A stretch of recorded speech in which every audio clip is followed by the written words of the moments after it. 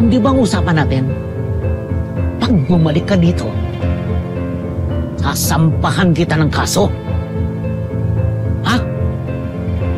Hindi ko po babaliin yung kasunduan natin. Bukas aalis na ho ako.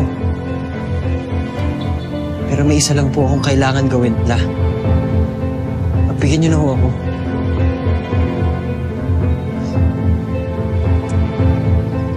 Yui.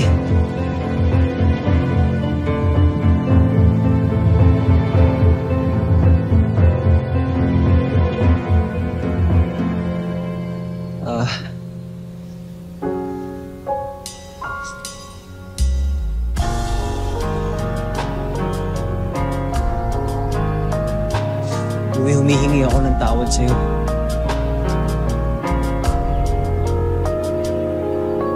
Tawarin mo ako sa lahat na nangyari sa'yo dahil lang sa gabing yun.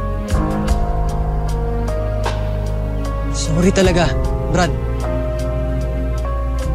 Sana balang araw mapatawad mo ako.